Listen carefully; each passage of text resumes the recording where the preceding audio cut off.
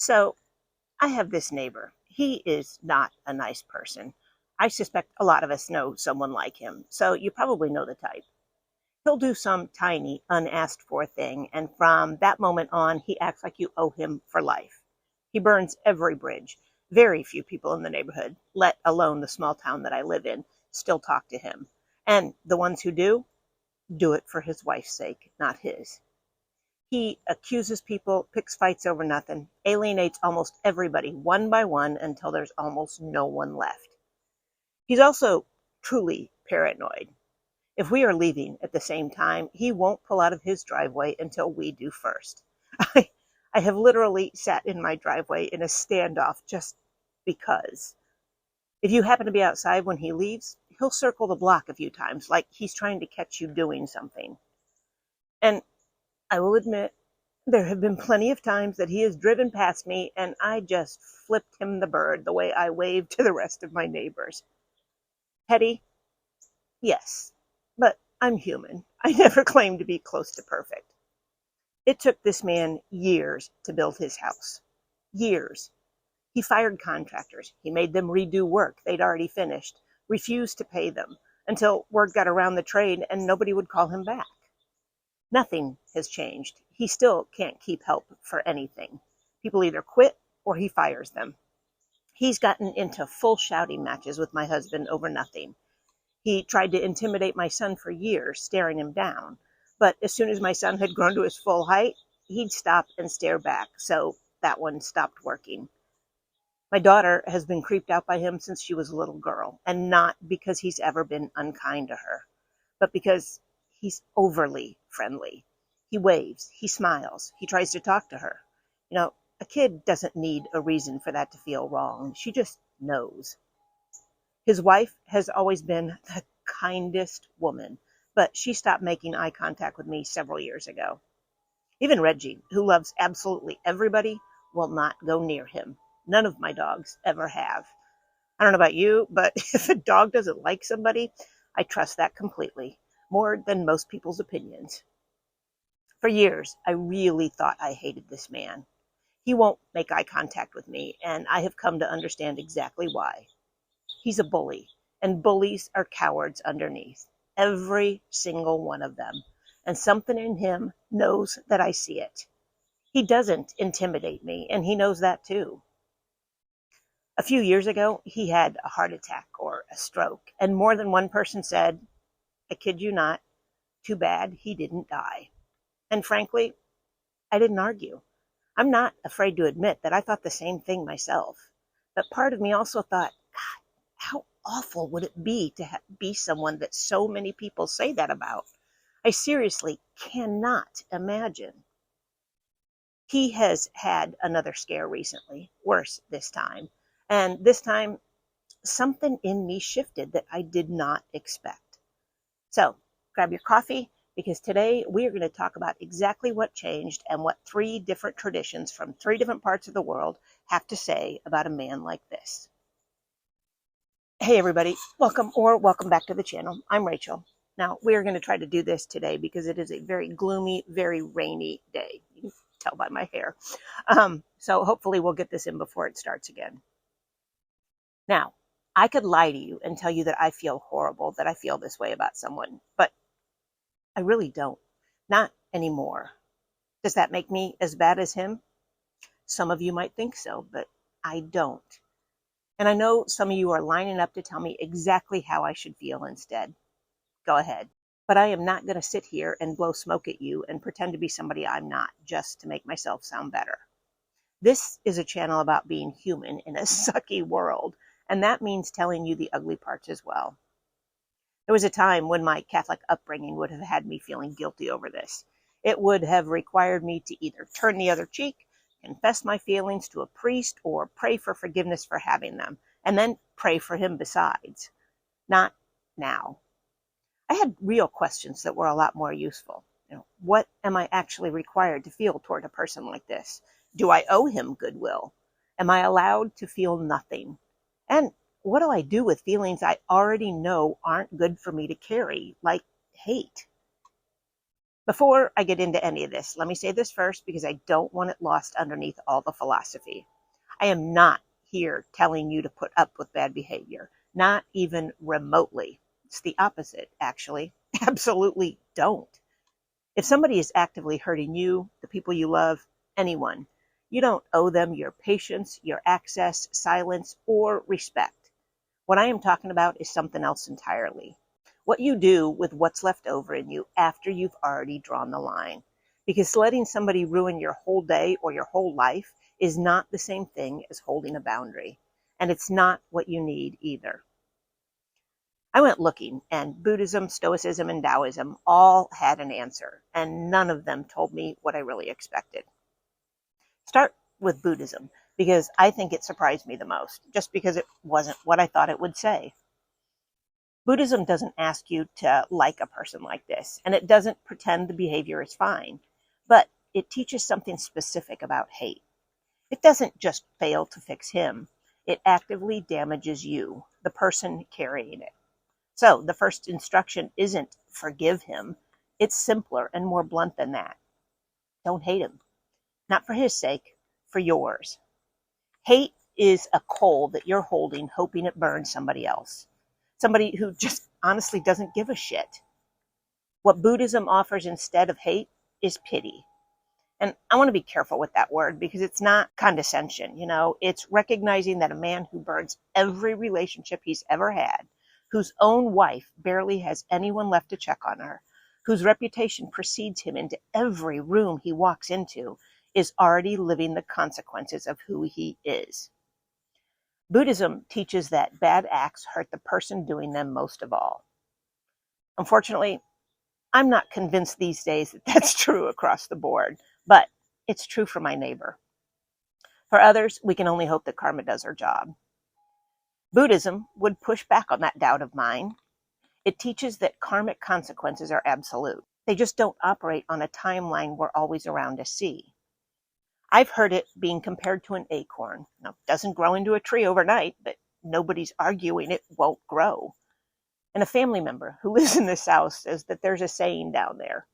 Evil folk don't get away with anything. They either get it on this plane or catch it down below. If you believe in heaven or hell or any kind of afterlife, that should give you comfort. In Buddhism, pity is the ideal here, but it's also honest enough to admit that sometimes we just can't. And when that's the case, plain neutrality beats anger every time. Wish someone freedom from whatever confusion put them where they are, if you can manage it. If you can't, dropping the issue entirely, refusing to keep turning it over in your mind, protects you either way. That doesn't mean you're being passive.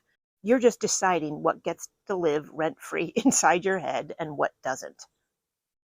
Now, this is where I realized something I didn't expect. I've talked before on this channel about metta, loving kindness meditation, and how there are people out there that I genuinely cannot do it for. I've admitted that. He was one of them at one time. But sometime in the last few weeks, thinking about this man, I found I could actually do it for him. Not because he's earned it, but because I finally let myself feel something other than hate. Think about what it must like to be a person that multiple neighbors, unprompted, said, "Too bad he didn't die."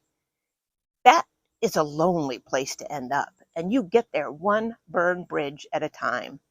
So now, when his name comes into my head, I can say, not for him, for me, may you be free from suffering. It doesn't erase what he's done or what kind of person he is. It just means that I am not the one adding fuel to it anymore, because that fuel was making me just as miserable as he is. And for the record, I still can't do that for certain other people. I also realized something else. I don't actually pity this man. I feel nothing for him. Absolutely nothing. Not hate, not dislike, not pity. I just don't care one iota. Which brings me to Stoicism. Stoicism gets to almost the same place, but from a completely different direction. And this is the one that gives you your actual armor for the day. The Stoics didn't think that cruelty came from strength. They thought it came from a kind of sickness in the mind, rooted in ignorance. a person who genuinely doesn't understand or care what he's doing to himself or anyone around him. Epictetus would tell you that man's character isn't yours to fix and isn't yours to be angry about either. He has a category for this: indifference, with a T, I think. Things outside your control that you're not obligated to have an opinion on. Another person's choices, whether he ever changes, whether he dies alone. None of that is yours to carry, and you have no duty, none, to wish him well. What Stoicism gives you permission for, more than almost any other tradition, is neutrality. You do not have to feel anger or warmth. You're allowed to just feel nothing and stay cold and call that enough. Here, neutrality isn't weakness. It's the sign of a well-managed mind. His flaws are already his punishment. Totally self-administered, no help required from you. And caring about him, one way or the other, spends energy that belongs to your own life. You don't need to add a single thing on top of what he's already doing to himself. Just do your job, live your life, let him be somebody else's problem to sort out, if anyone still wants that job. Then there's Taoism. And this is the part I'll admit I kind of disagree with, at least the version some people believe. The version that just says step out of the way of their path isn't quite right to me.